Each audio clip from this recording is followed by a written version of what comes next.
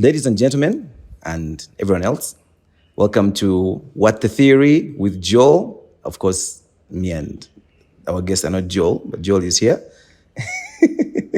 Okay, and in the house today we have Reverend Captain and we have Citizen. So, gentlemen, please introduce yourselves. Right, I'm Gideon, Reverend Captain Gideon. As you've been said, I'm a priest in the suburbs. I've been correctly advised to call them slum areas. Really, people groups with perceived poverty in one place. Yeah. Ghetto. That's where I'm serving. I have a wife and son.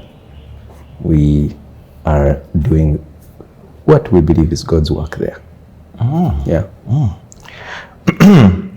Guys, I'm Joel. I'm not a reverend or a captain, but I'm really interested in things of faith. So let's see how this is going to go. What are the rules? The rules are we play nice and try as much as possible to talk over each other. Yeah. We're going to argue like Stephen A. Smith and Skip Bayless. That's what we're going to do. I don't know, man. This is right now Stephen A versus LeBron, like in the same room. Oh my gosh. You could have a Harden, you could have a pardon. Lakers in 5. All right. Or do you want to introduce the concept of what we're doing? Go ahead. All right. We are going to have conversations about faith, about God. But obviously only a YouTuber would think that you can discuss such a thing in a YouTube video and surmise it. So we are going to give each other questions.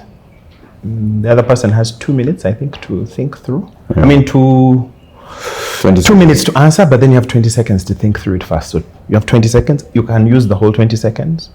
Or if you're ready to fire, go ahead. Okay. The timekeeper is disembodied, so he'll be telling us time is up. Seeing as I'm the guest, I should for every question, right? Right? For every question, you'll be telling us time's up. Yeah, at a certain point, yeah. All right. So, do you want me to start or you want to start? Yes, you start. Reverend Captain, does believing in a literal God not risk making us passive? We keep waiting for divine justice instead of building it ourselves. How can we avoid that? For example, this country is going to the dogs, right? I don't know if you saw that tweet. It was like, this country is going down the drain and there's someone in primary 2 doing the homework. We all seem to hear prosperity teaching, God will raise a standard. That's what I keep hearing, that God is going to do this for you. There are millions of people who could act to change the world, but they seem to be believing that something is going to relieve them. So, I'm going to ask you, does believing that God is literally going to reach into history and change things miraculously, preventing us from doing something? I think This is very serious, eh? Yeah. Okay. 20 seconds, I think. 20 seconds. Look. I don't think that believing that God is going to come and intervene should ideally make us passive. In fact, if we truly believed that, it should make us more active as Christians to participate in what God is already doing. In fact, that is what Jesus really taught in the prayer that people call our Lord's Prayer. We call it the Disciples' Prayer. That it's really a call for us to participate in what God is doing to reveal the world to Himself. Your kingdom come, your will be done. I'm participating, at the very least by prayer, but I'm saying if His will and His kingdom can be in my heart, I am part of a community that is going to reflect that in the world. To be passive is really to say that I'm not sure that I want to participate in what He is doing. I just want to see Him do his thing. And I don't think that that is what Christianity describes as belief. I think that if one is passive about God, they really don't know the God of the Bible. Because of the God delusion and all these things that you probably exposed yourself in, the whole idea that God is dead.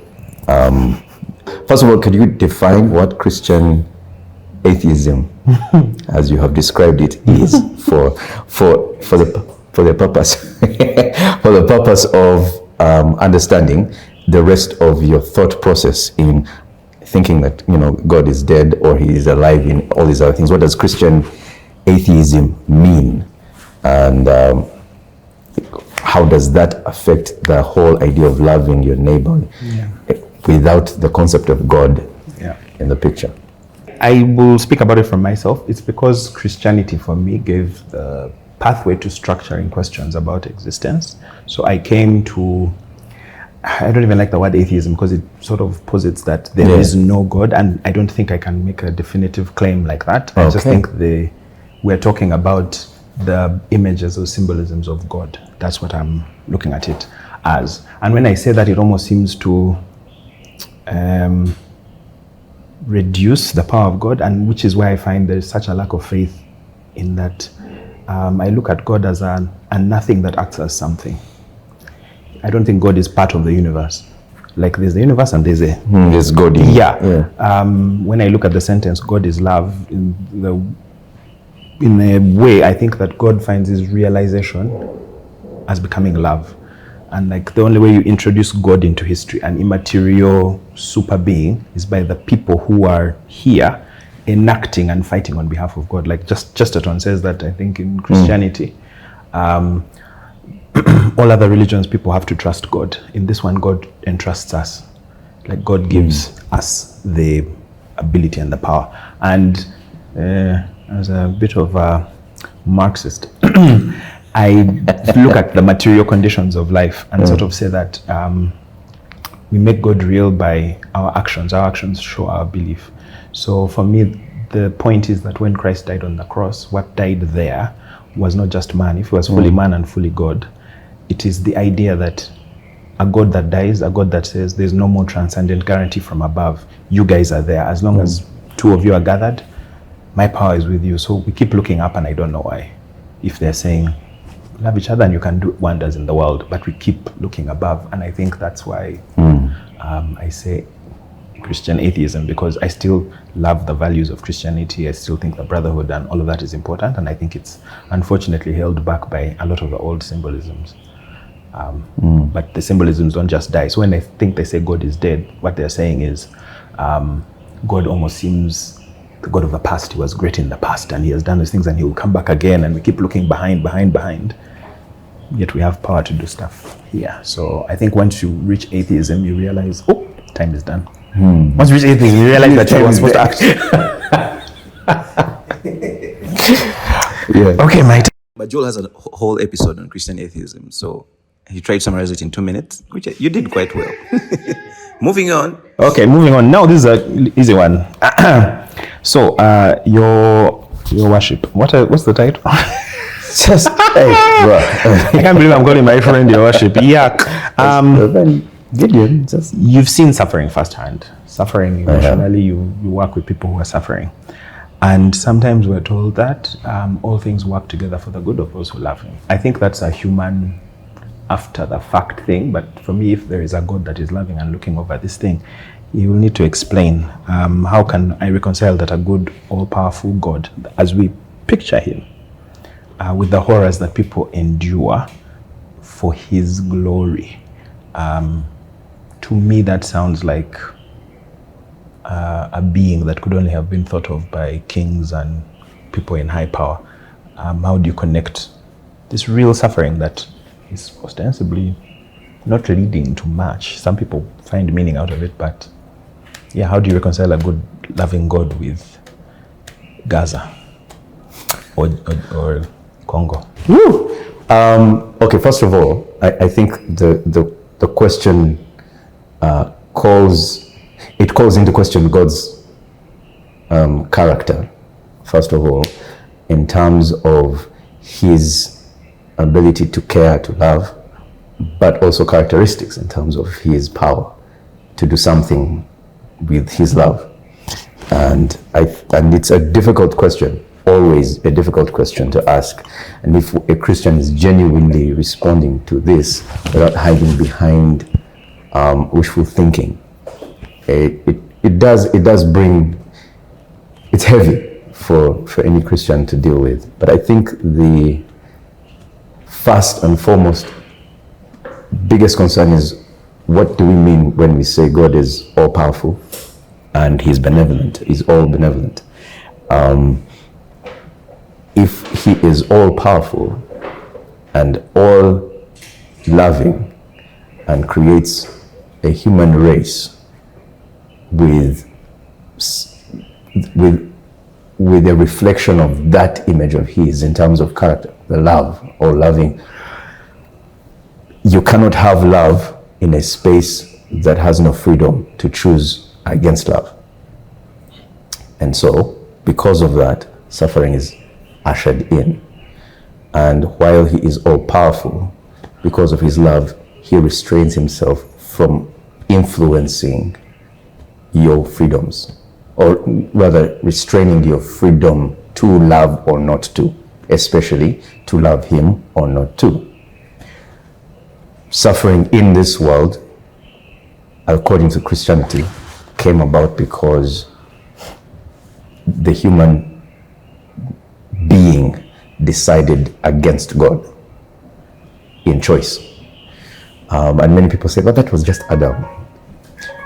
Remember, God is all powerful, and one of his own powerful aspects is that he is omniscient. Therefore, he knows which Adam was best suited for that. And I think, again, he's a representation of humanity. It didn't matter who was in that position, but they made the same choice.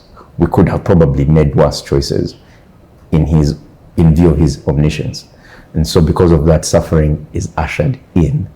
And God still decides to reveal himself through love by calling out a people that will reflect that love in a broken world that presents suffering. In a nutshell, very, very, very small nutshell of 20 seconds. I said small nutshell and I didn't say anything. I've matured. Well, look at you all grow. Huh? Okay, and just to show my bias, I give Reverend more time. Thank you. Than Joel. Yeah. So, Joel,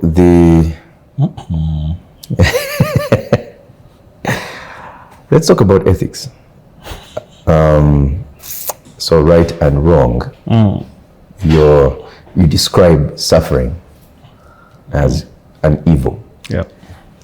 What standard do you use to describe what is evil and good, especially if God isn't the standard of good and evil? And therefore, if it is anything else, isn't it likely that as human beings we can choose what is good and evil depending on our own preferences and choices, and therefore what might be good for you or suffering for you might not be good for me or suffering for me?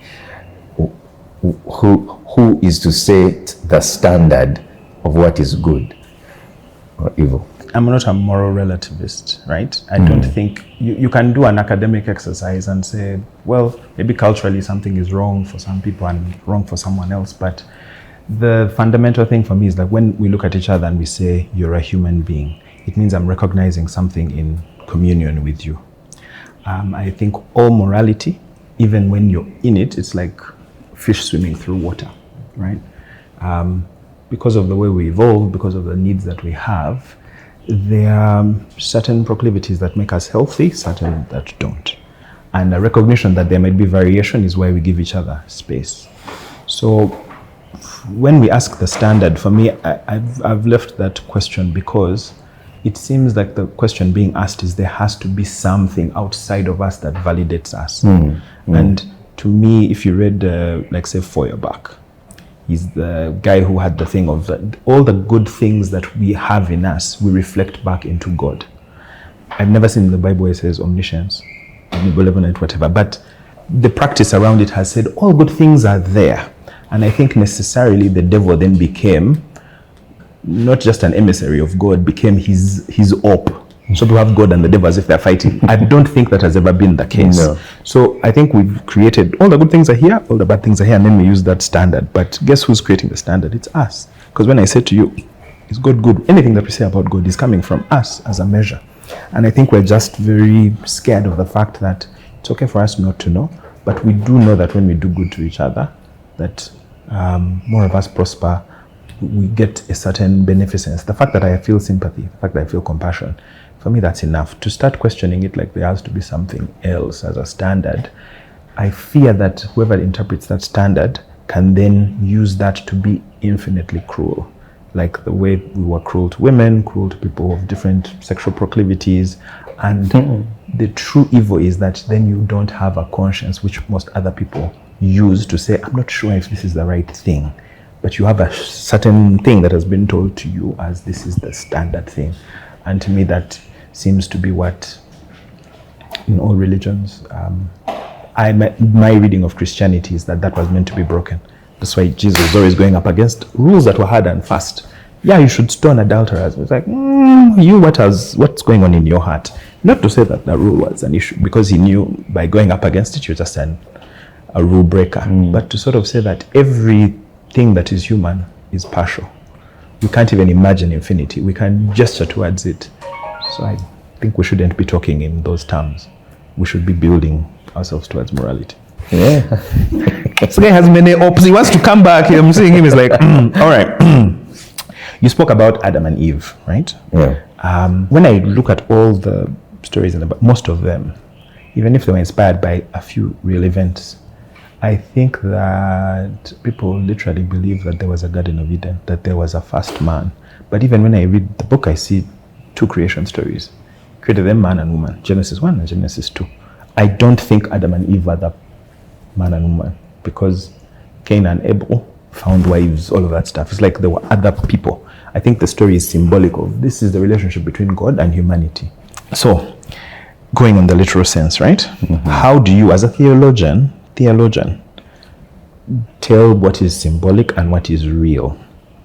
And is there some method to it? Because on the outside, I see a lot of particular people may come to church, just put, that one is literal, that one is not, but they're not understanding the reasons you do it. So how do you tell that something is, that the Noah's Ark and the flood actually happened, reality? Like, is it a scientific fact that it happened, or does it not matter? Because I seem to think that for many theologians, they are able to say, no, this is a representation of a bigger theme. It is not something that literally happened.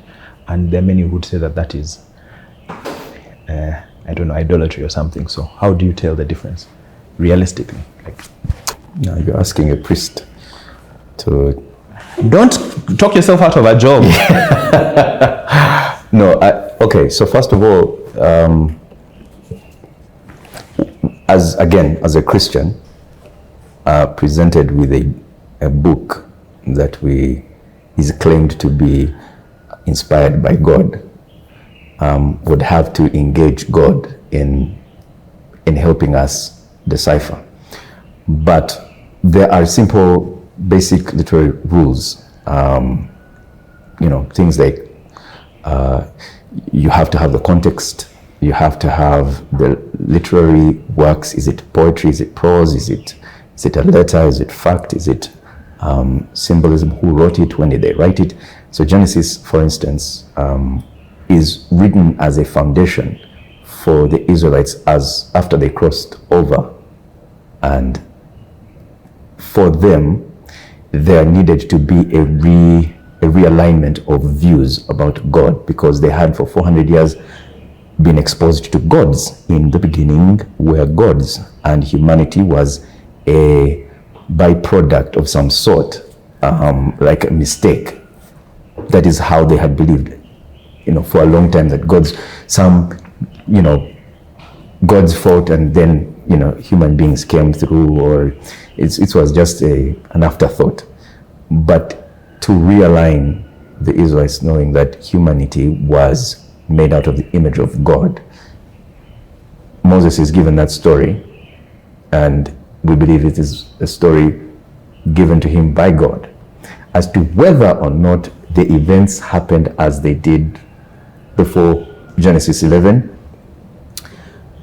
We'll have the literalists believing that they happened as they did. We'll have the symbolists believing that this was non-historical, so there's no way of proving.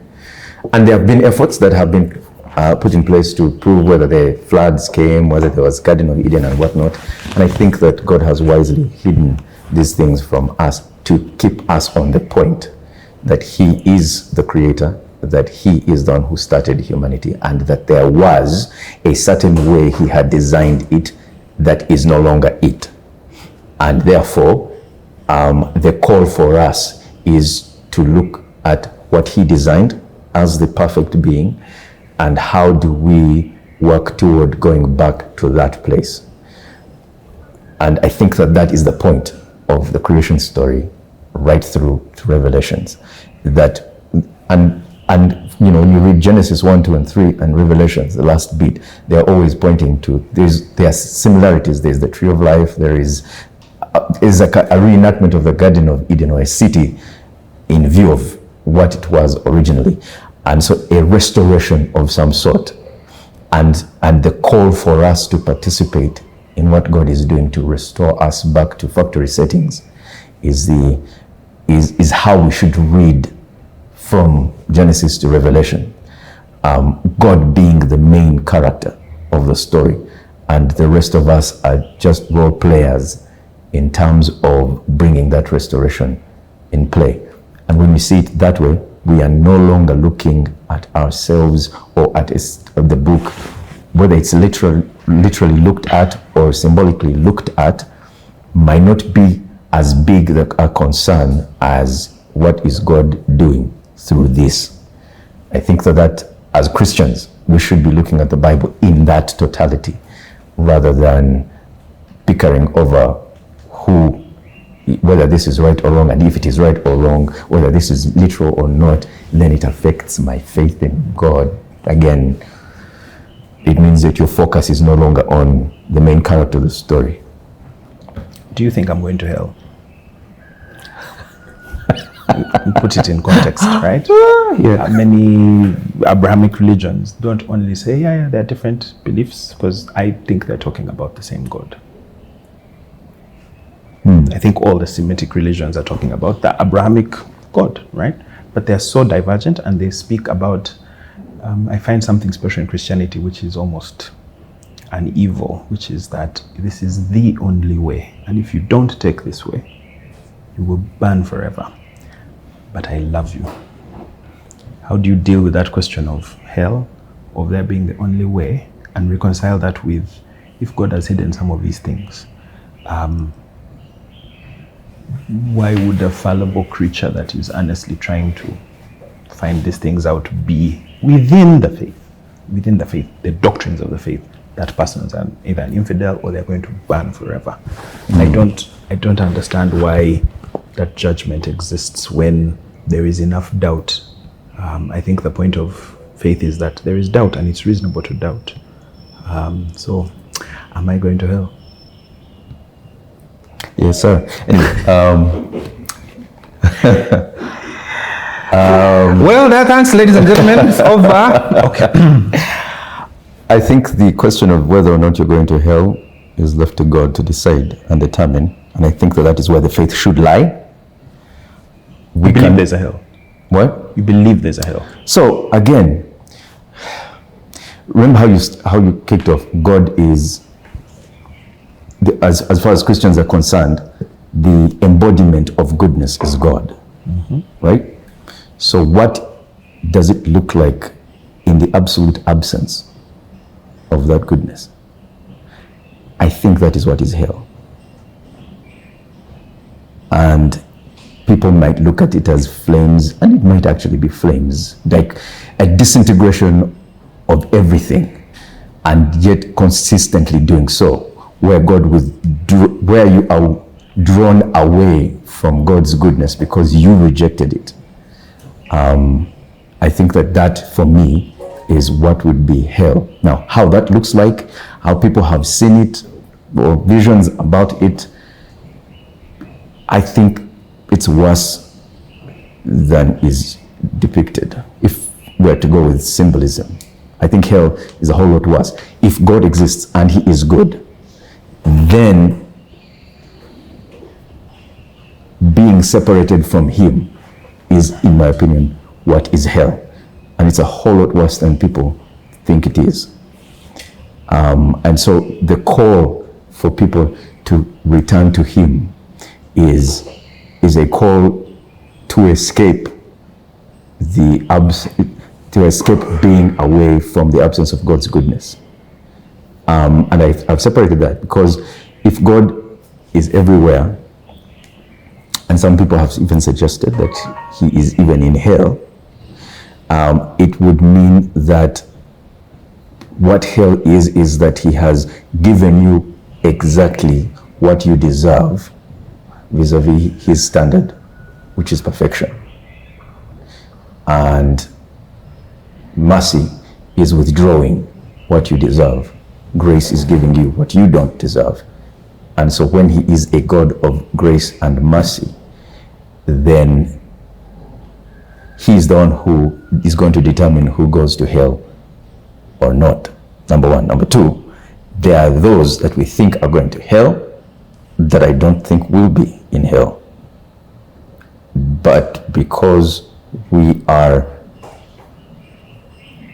inferior to him and his knowledge and his understanding, simply by just being created, would suggest that we can only trust who he is saying is going to hell or heaven.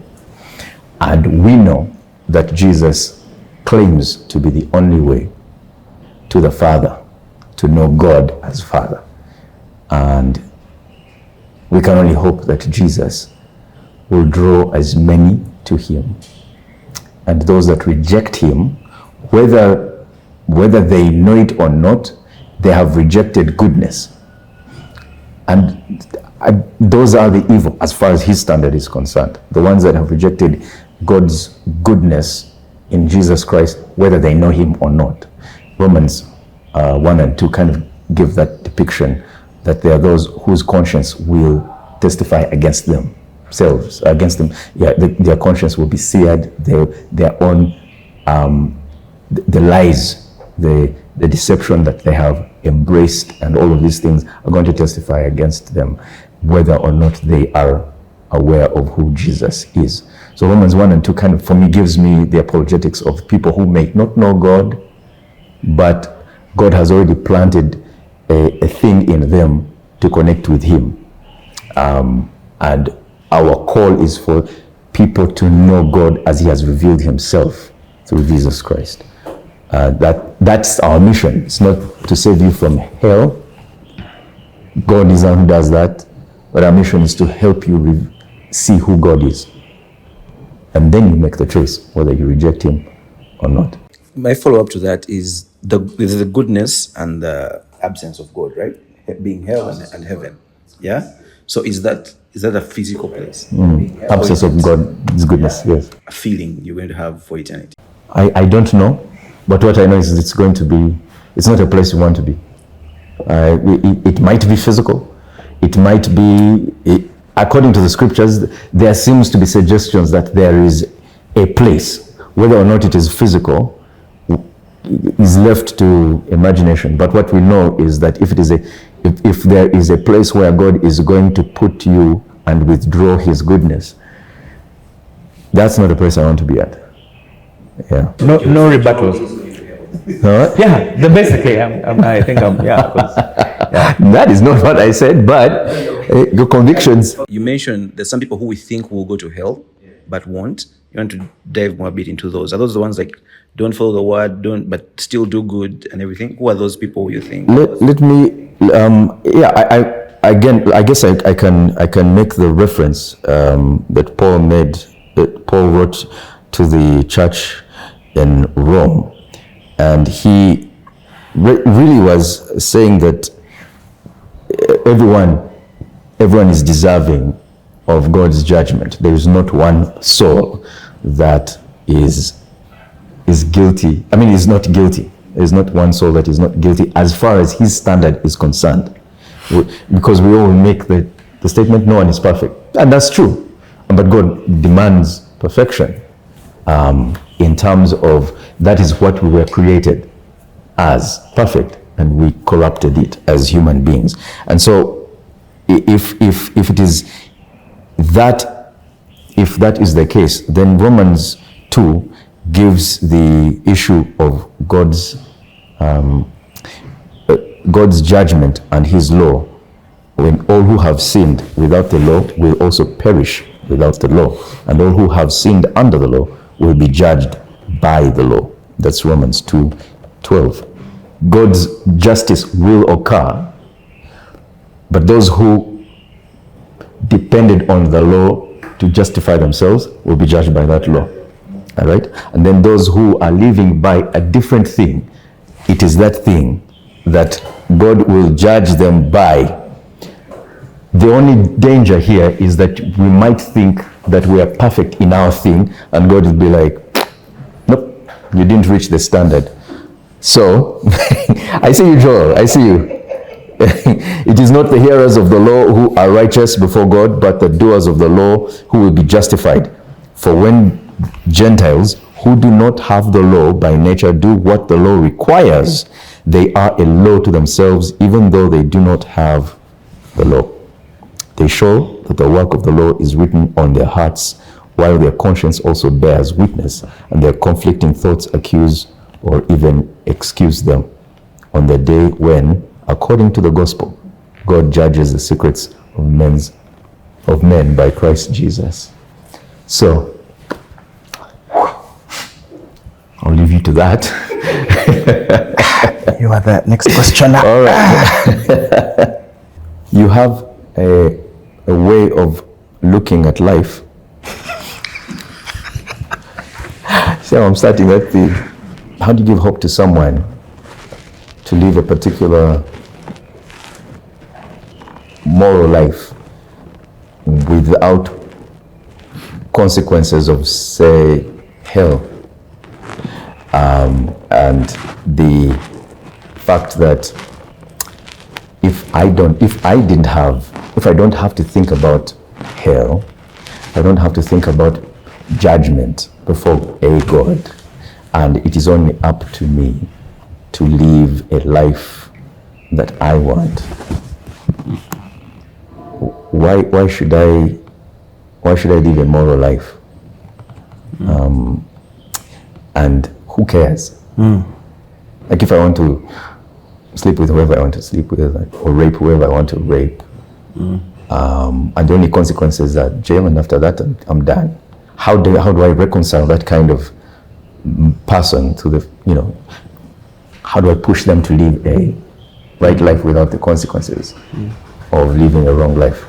The way that question ends up being framed can only happen in a world where we default start as human beings are evil. And that's part of why I think, if I'm to speak quite frankly, I hope we get rid of this patriarchal structure of God, the symbolism. It carried us through a certain time, but there's this thing Antonio Gramsci, I think, said of the old has gone, the new has yet to be born, and in the middle there are all kinds of pathologies. You see how you wrestled with what you're saying. I always find that Christians stand and then say, yeah, but that's what God says. And I say, no, but what do you believe? Why I was celebrating what you're saying is that very clearly to me when I read the scriptures, if they say that the law has to pass away, the law is going to be gotten rid of, the Father symbolically has always been the lawgiver. So I think that what we fail to appreciate is, according to the symbolism of the church, at least for me, this is how I found my way to that freedom, is that the work was finished, but we cannot accept the fact that the work is finished. Christ died for everybody. I don't think he said, I have now finished the work for only those who believe. I think that was said afterwards. We look at what Paul said, and I keep saying, why should Paul be the one who has that special access? Because people believe it, and we've built a whole structure around it. The other bit is we look at the human being and then settle the sin within them. I don't believe that I have a soul that is inside me, that I am my body. I am the things that my body has experienced. I am rooted in a certain culture. I am crafted by the things around me. So for me, the commentary is about the society. It's about if you see a human being, like people say people are selfish, but people are also very cooperative. Because when you say someone is selfish, why do we have the aversion to that? If that's what we naturally are. Now, Christian may say, oh, that's God calling us. I feel like we keep putting everything good about us outside of ourselves. We create some abstract being squatting outside of eternity, judging us. Quite frankly, a being like that cannot judge me. Because if you make me a certain way, command me to be well, the contradictions break down.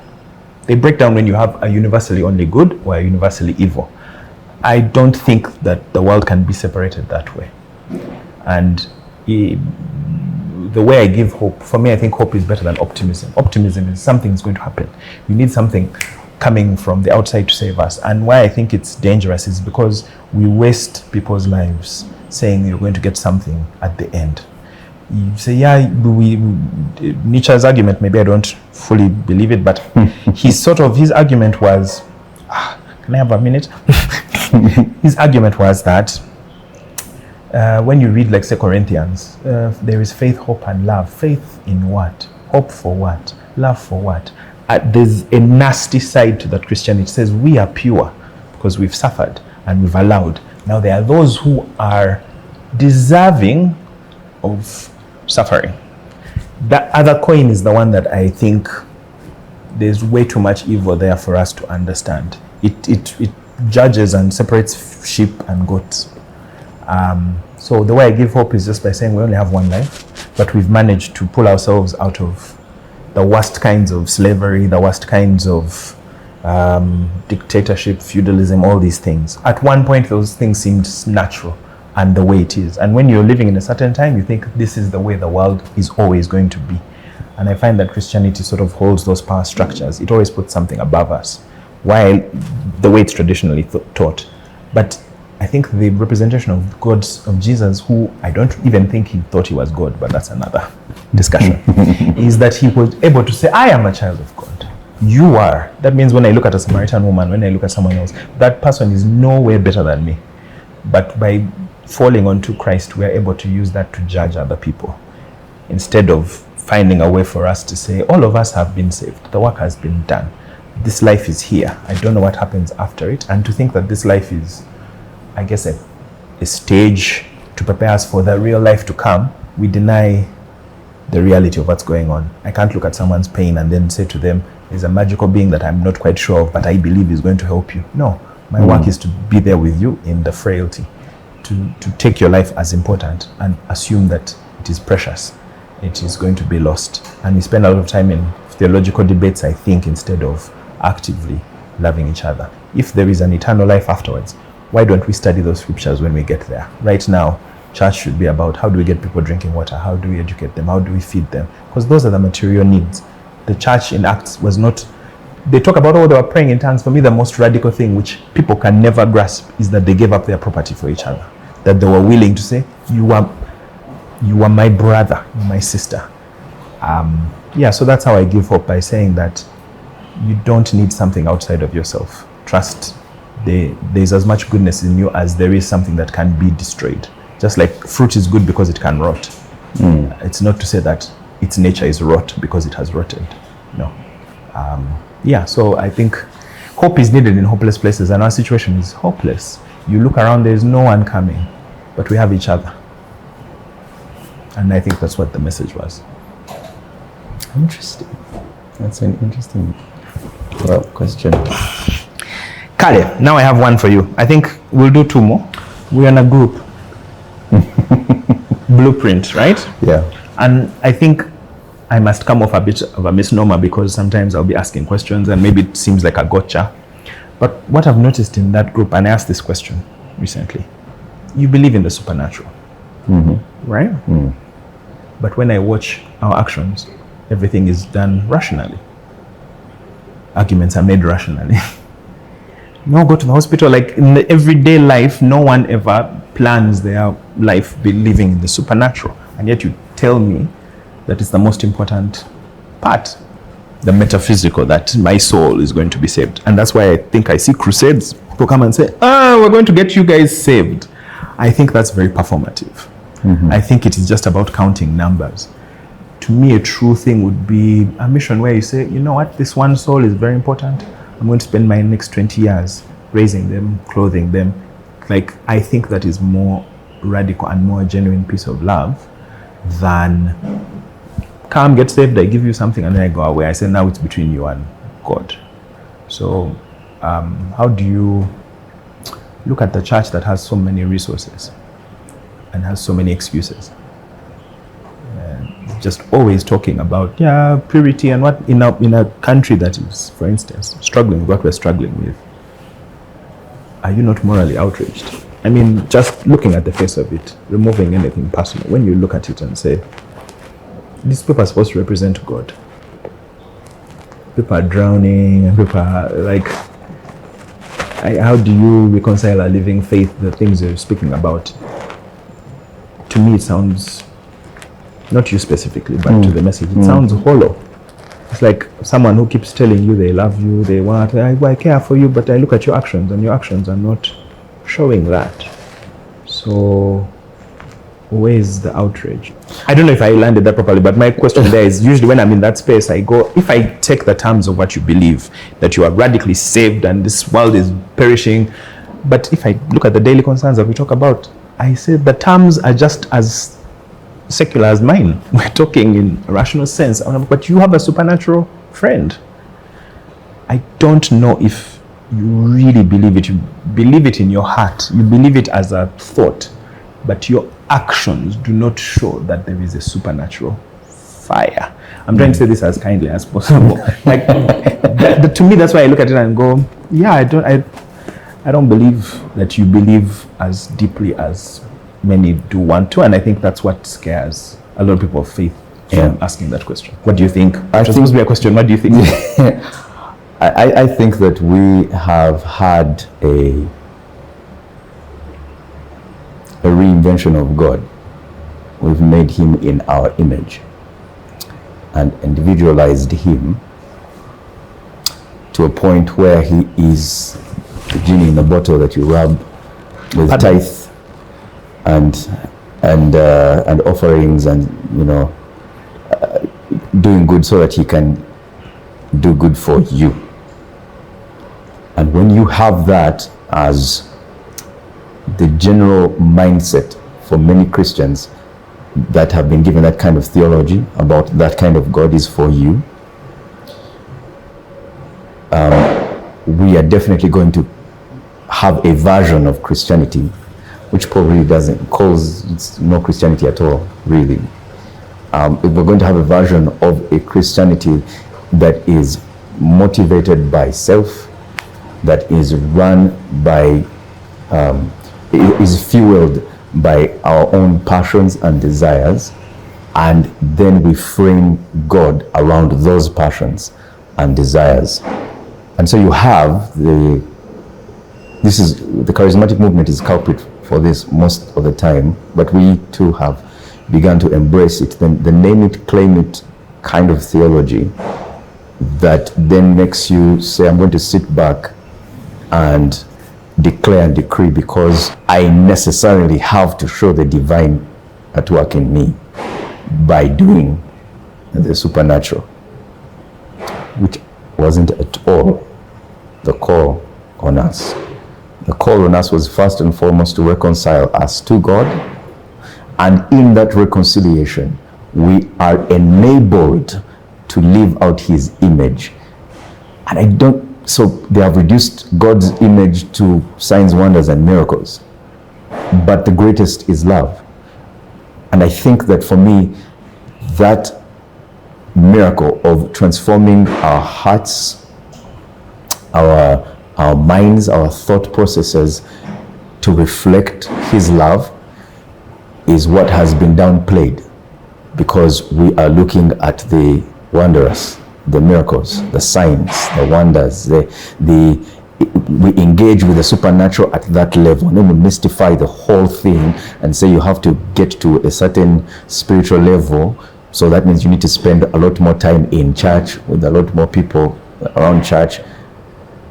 And so what I've done there is I've explained a lot of activity that is happening within the church void of what is happening in the world. And so evil will increase.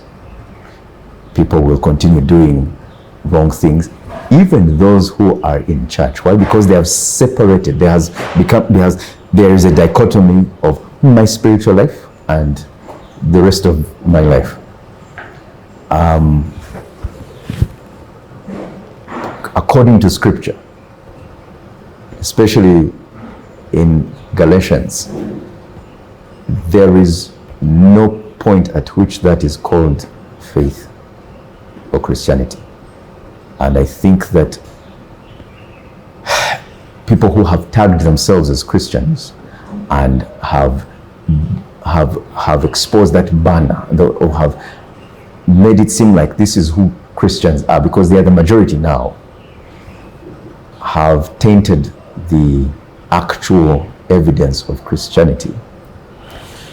The people that are truly Christians, that are following Jesus, are the ones that I would call the unsung heroes.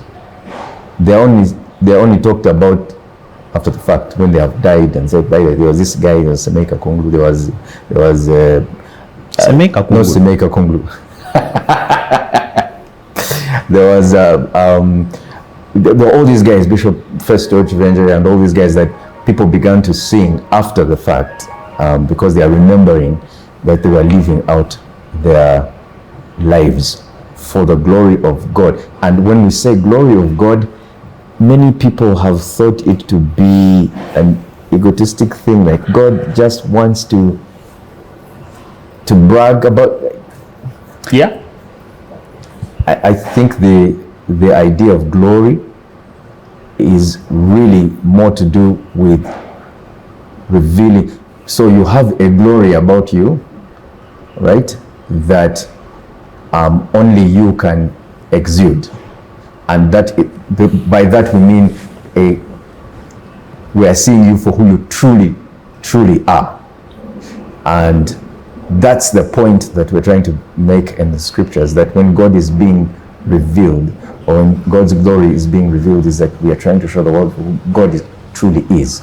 His beauty and magnificence and all of that is seen in the way we as Christians live and move and have our being.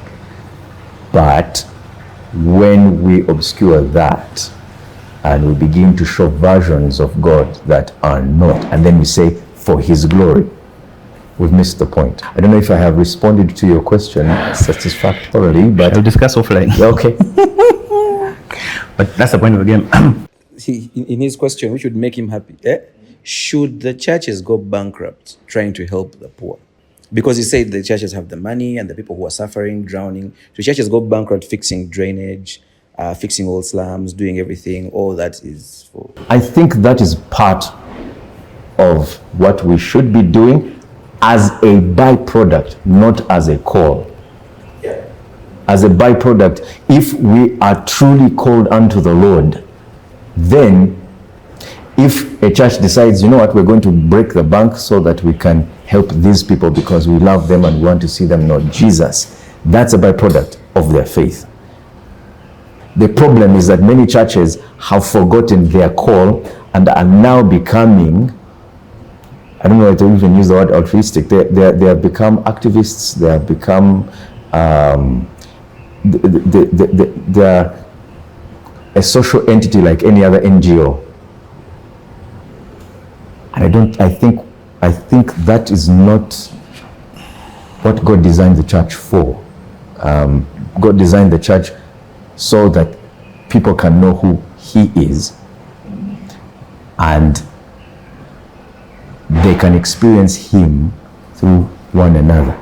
I get to see more of God by how I commune with you and your love for me, or I get to experience God by my forgiving you for your hurting me. I see God's love at work in me.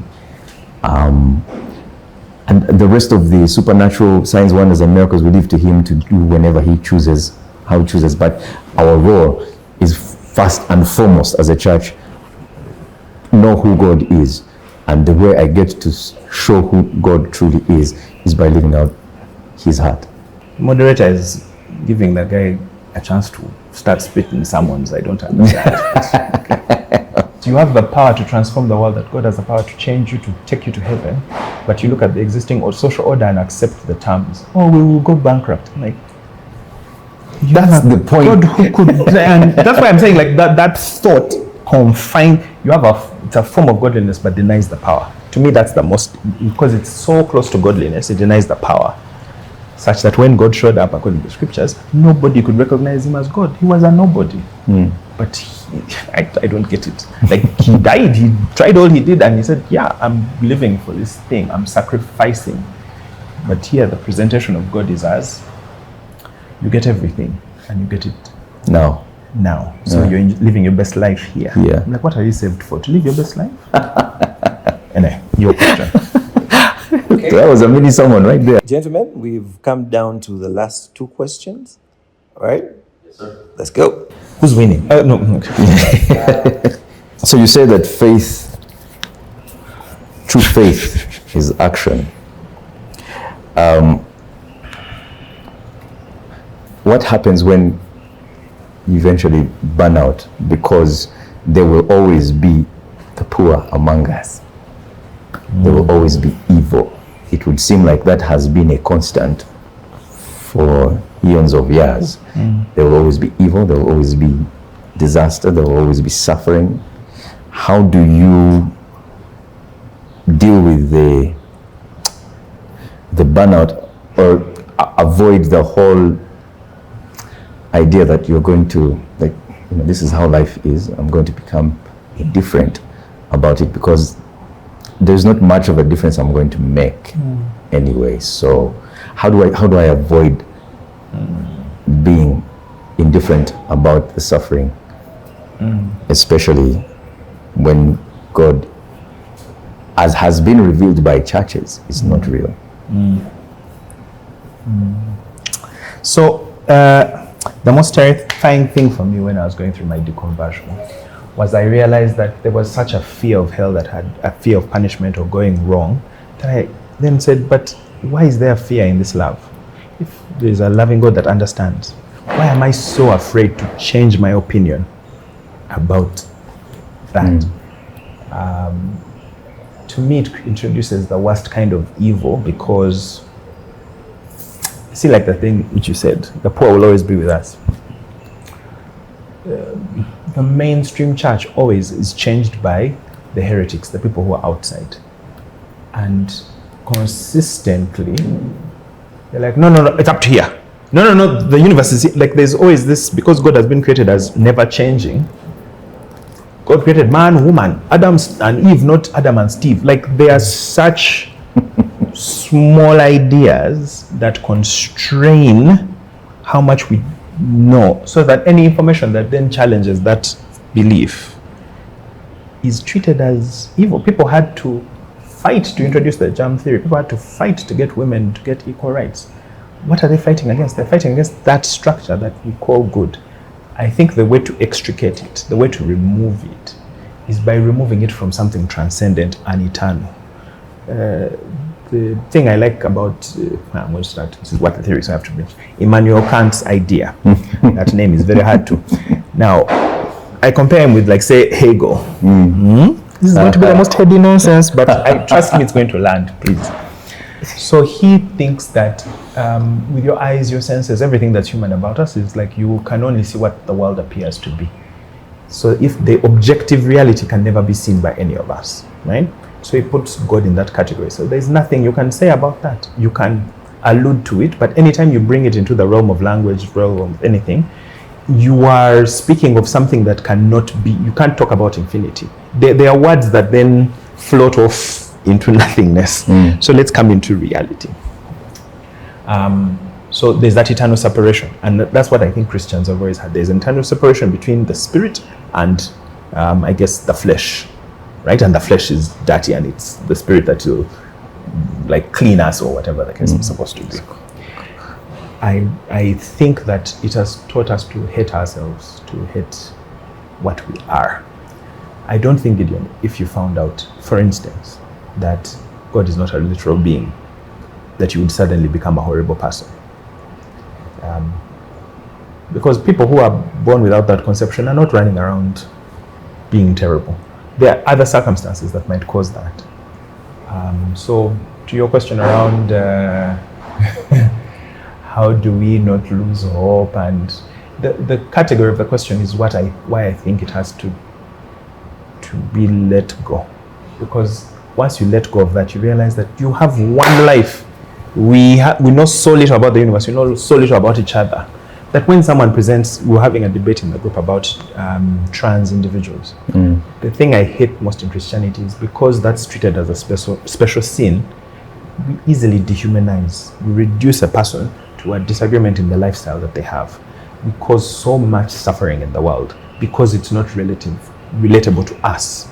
So this is why I say that when I read the New Testament, in the symbolic way I do, Sadducees, Pharisees, that is part of the institution. That is part of what has to be let go of. Because once you let go of that, you're not saying a prostitute, you're just saying another human being, the circumstances of their life collected in their story. And we must also love the worst parts of ourselves. Now, for me, the hardest journey I've had to go through is to love the shameful parts of me. The parts which I was told, bring it to the cross, and God is always watching you and he's going to judge you for that. I'm like, you love me, but only the good parts of me. Love is a very human thing, and we can only speak through humanity. We are frail. Slavery is still part of our existence, but people fight against it. And the people who fight against it are not the only people who look to the heavens. The human spirit is remarkable, and I would point to that. I would say we don't need that. Other people look at it and then say it has been informed by the faith. I'm like, that's the lens in which you're looking at it, and fine. That's why I say I can sit across from you and say, if that's what inspires you to get there. What saddens me is that the failure to concede that if a transcendent guarantee was taken away, somehow we would then let's do pandemonium. No, I think that's a way for something. That's like an abusive boyfriend. The one who metes out the justice and beats you, then dresses you up, then hits you, then dresses you up. That is, if you were all powerful, Gideon, within your ability, I don't think you'd allow suffering to happen. So I cannot excel and put a created being, a spoken of thing. I'm trying to be as respectful as possible. I know people believe in God, and I'm not trying to play it. I'm saying for me, once you start putting these rules that were written from another time and say this is the only way, you cannot change. You cannot grow beyond it. And all these inconsistencies, the church is stagnant. That's what I think the critique of God is dead is. It's that, can I add 30 seconds? So, in old cultures, when someone would die, it wasn't the end of their existence. You still fulfill their wishes. So when you say God is dead, but you're serving a dead God, but we talk about a living God. What's a living God? It's here. It's in the new challenges. It's not taking old words and saying, but this guy said the poor will always be with us, therefore we shall not fight poverty. To me, then you're putting limits, I'm just like, guys, why? We're supposed to do greater wonders. So I think as a culture, we have to wrestle with those ideas. It's like it took them how long to get out of Egypt, but then how long did it take to get Egypt out of those people? So it's going to take a long time for us to get these ideas relieved. And when I look at other cultures, especially African traditions, things that have been demonized, we would speak of God as amongst us. We would speak of spirits as our ancestors and things that were localized and alive. And I think they were able to build societies that kept people flourishing. When I look at the Christian doctrine as is, it calls all of that paganism and is evil. No, you stand from a point of judgment when you believe that. I think we have to let it go. And that's why I take the Christian atheism as real, as the truth of Christianity is that stop looking up. Let's look across. If up is there, God created us to look at each other.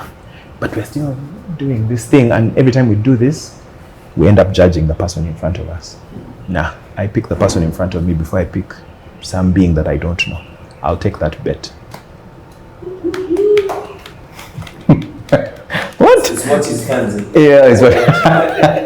All two of you, thank you. Kale, it's my question now, right? You had a struggle with your faith at some point. You wrestled with it. We both did at a certain level, and I think you spoke at your wedding about how you thankfully came out of it in the other end. I definitely went for a different Direction. path. Yeah. So if you took a moment and just realized that everything that you believed is wrong, would you stop doing what you're doing? Do you honestly think you'd stop doing what you're doing? Or in other words, is it that what you're doing is good whether God co-signs it or not? Are you only doing it because God has told you to do it, or you genuinely do have the love for being this kind of person? As a Christian, You what? A Christian? Who yeah, could have told surprised. you? The truth is that I don't know. I believe in the depravity of humankind, in that while we may be able to pursue goodness, we may not have the willpower at certain points to pursue it. We might default back into our own selfish traits. And even in doing good things, it will be really about feeling good about myself for doing the good things. So the truth is, I don't know whether I would. What I do know is that I wholeheartedly believe that God, who does exist, has enabled me to do the things I may or may not be, I may more likely be incapable of doing because of my depravity and selfishness. I can do good whether or not God is in the mix. My motivations might be the things that are in question. And I think for me, that is where it lies. Why am I being motivated to do good to someone else? Is it because I genuinely care for them? And if I genuinely care for them, is it because I feel good about genuinely caring for them, therefore being about me still? Does that make it genuine? I don't know. What I do know is that I could question all my standards if God is not in the mix. But God has given me a standard to live by and do good. And I think that my relationship with Him, more than anything, has motivated me to continue doing good. And it is not because I am afraid of the punishment, but it is because He has revealed His heart to me. And I believe that genuine love is found in Him, and therefore has defined for me what it is to truly love my neighbor. And therefore I will go and do just that. And my failing to love my neighbor is, I get to see that this is where I have failed, as opposed to if God wasn't in the picture, I would be like, I don't know whether I have failed or not. I'm just being. But there is clarity in my failure or my doing of the loving the neighbor. And so I think that for me, if God didn't exist, it would be up in the air. There would be not much. But because God for me necessarily exists, I am confronting the realities of what it means to love, what it means to live for Him and live by Him, so that He can be seen just as I see Him. You have had the privilege of being exposed to a great deal of information that has led you away from a belief system you had. And you mentioned about Hegel, you mentioned about Kant. I was pausing. Yeah, I could see that you were doing that. See right through that. I think one of my biggest concerns, and you did mention that you have more faith in what you see than in some God. In you. But yeah, which is what you see. Okay. I think my question would be, the opposite.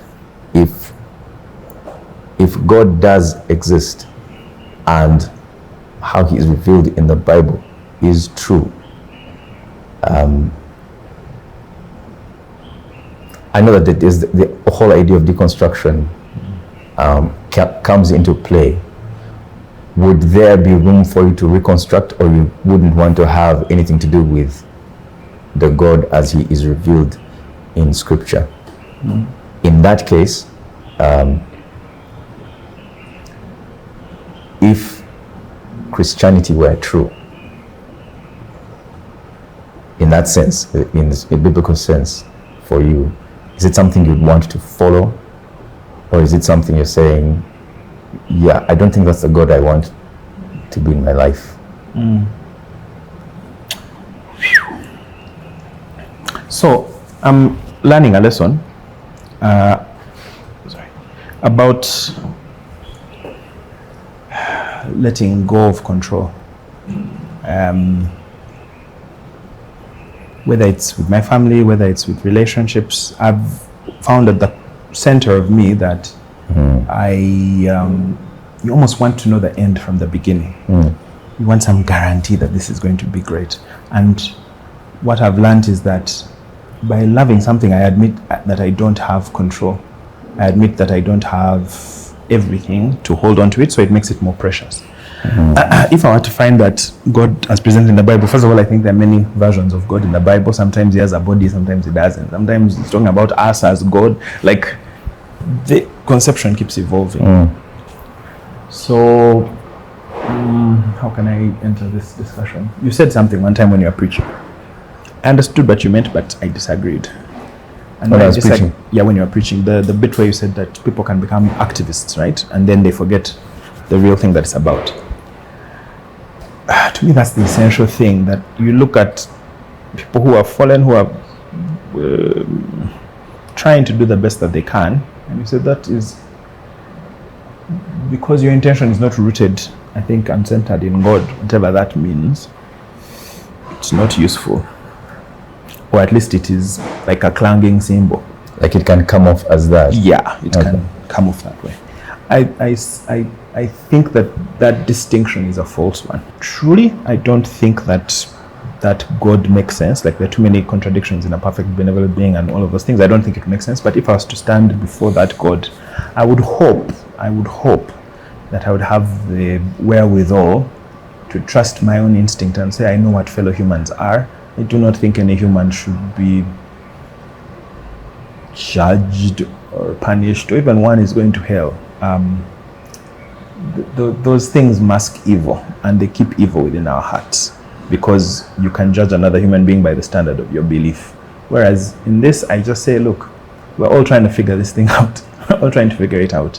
We're fellow travelers in this world. Let me just make it easy for you.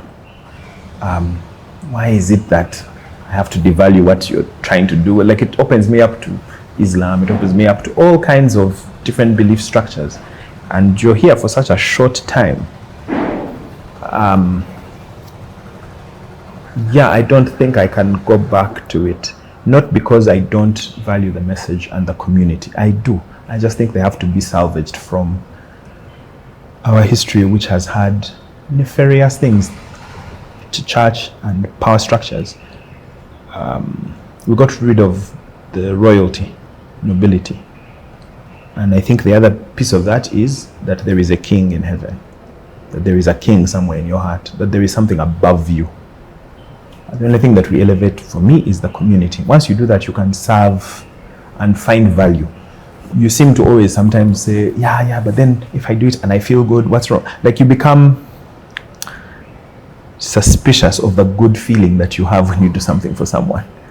That's weird.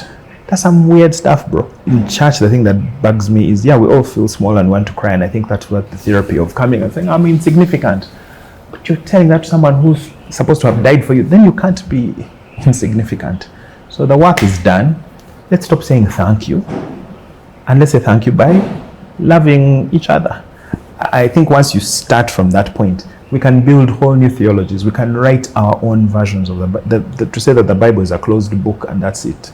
To me, that is the poverty at the heart of Christianity. And so I think atheism is the truth, is because you're always wrestling with whether God exists or not. I've left that argument. It doesn't matter. Let me live my life. So that's why I say it's liberating. You're liberated from having an eternal father. You're liberated from having an eternal standard. It is scary. Psychoanalysis, which I have been using to kind of work through my own issues, is way more demanding than Christianity, because here you can put your things at the cross and then you become anew. Be refreshed by the renewing of your mind. I believe in that. But here I'm responsible even for the things that are not my fault. I'm fallen, I'm broken. It's my responsibility to try and fix it. And if I fail, I do not think I'm worthy of judgment. I can just be judged by another human being who knows what it's like to go through this. Which is why I think God as man, the minute God and man can be the same thing, at that point, I was like, then we don't need God other than to have an abstract figure that we look at and recognize as our predicament. Yeah, it's useful, but at a certain point we have to put that aside if it's preventing us from actually doing what we need to do. And any single time I talk to people of faith, for some reason their faith prevents them from doing the work. They're like, yeah, but the church, yeah, but the work, but the work, yeah, the but. There's always a but to not love. So I'm just like, it's becoming a barrier to being creative. That's not how it's supposed to be done. Oh, that won't be for the glory of God. I keep hearing that at the most important times. And yeah, I don't think I would hope I wouldn't. I'd be terrified. I don't think there's a difference between something being all powerful and then saying that I must think it's good. Power and goodness together like that, it's a very dangerous idea. So I love that good can be taken away from that, from the power. So my jumbled answer is, I really don't think I would. What I got out of Christianity was God is love, that God becomes real. That love is not an aspect that God has, but the fullness of God, the understanding of God that evolves through the scriptures, ends in us saying we have an egalitarian spirit. Remember when Christ died, the spirit is what came. And a spirit for me is like the zeitgeist. It is, how do I look at you? How do I look at the order of earth? And when we keep the old order alive, keep those old glories alive, we prevent the new from being born. So the new is trying to be born. It's in all these new churches, it's in all these spiritual movements. There are people who are struggling to live. And that's why we're saying, oh, God is not in control. Like, there's such lack of faith in the church, but it is only what I was taught. It's only what someone else told me. I want to hear what Gideon thinks. And I took the risk of thinking for myself with all the information, and took the risk of being wrong rather than being safe. Than being safe.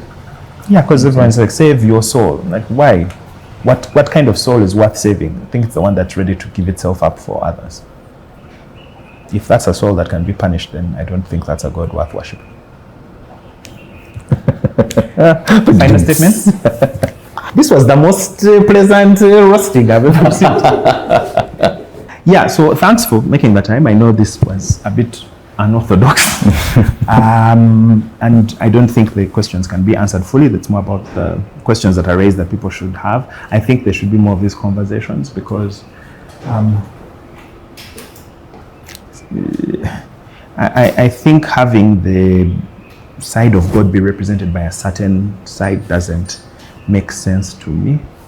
And yeah, it's okay that you might think that I'm damned, but I think that you don't think I'm damned. That's my truth. I think if you could change God's mind, you would.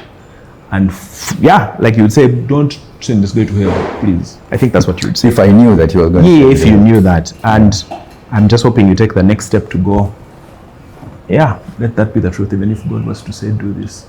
The one thing that is human about us, which you said, is that freedom, is that you can say no, because I think it's wrong. Yeah, so I thank you for trying. I know he's wrestling and trying to reach out to us who are lost. And if you're Christian, I think there's a remarkable number of people who have unorthodox faiths, have unorthodox beliefs, and it's just as beautiful, just as meaningful, and I think it can inform your faith. You don't have to believe, but it can enrich how you see things. It's not that guys out there just being sinful. There are people who've thought about it. And then there are others who reject the faith who've not thought about it, which is just as ridiculous. Things are sacred. Even people who don't believe in holiness believe certain things are sacred. I can't bring the Constitution and just piss on it. It's not a supernatural thing, but our belief, how we hold it, is powerful. So I don't think that you need some supernatural. Is just a word for we don't have any way to explain it.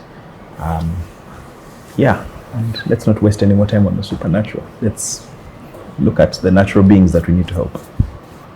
That's my message. I don't know how to follow that. Have some faith. I do appreciate, first of all, the opportunity to share my thoughts and faith on what the theory. And I know that just by the fact that I'm wearing a collar acts certain people. I hope that what this has done is that it has opened minds to a different way of viewing faith. Unlike you, Joel, I think that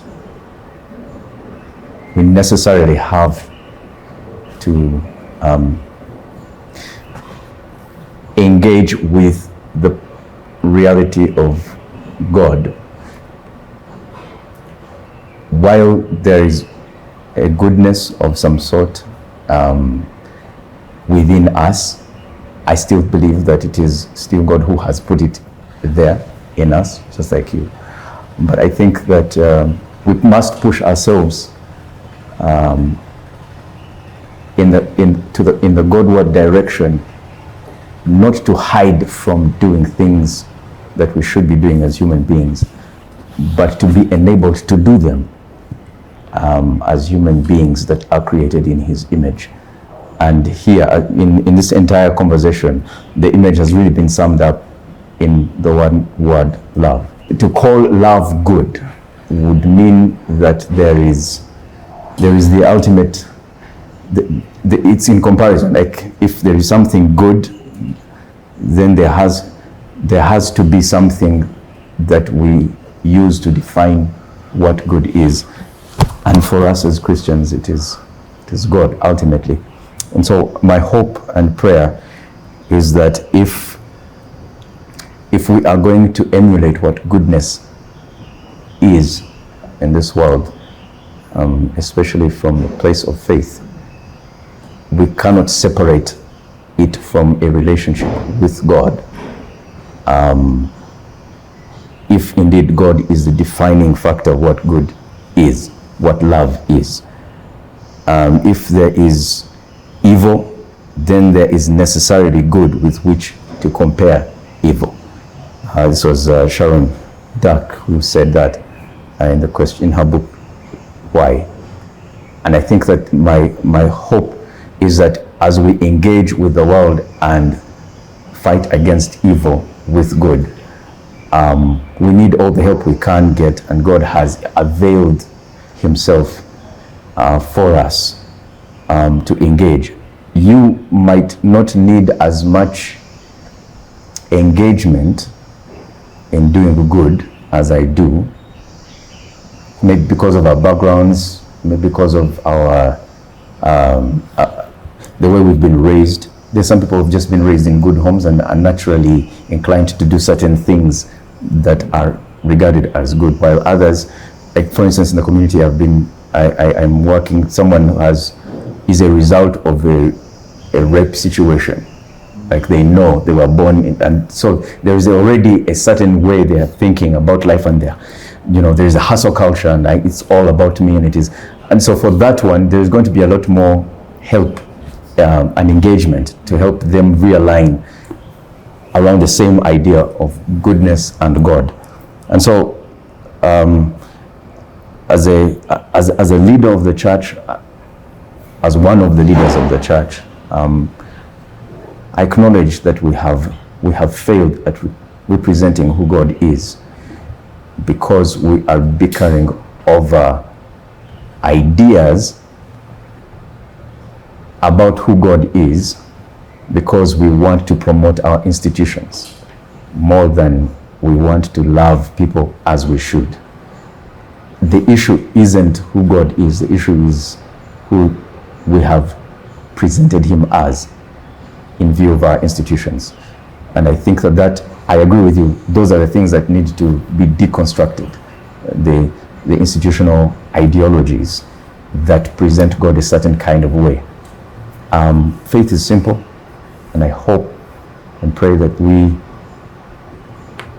who are representing the call to faith will present God as he should be presented. And as non-existent. Oh, no, sorry. as definitely existent. Necessarily so, as the first cause. The ultimate reality is God.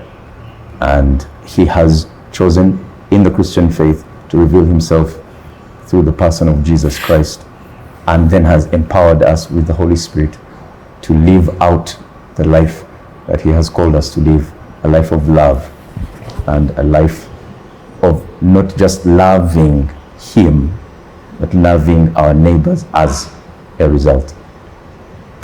That's it. Okay, so thank you, Reverend Captain. Thank you, Heretic. Well, that's one. Cheers. Cheers.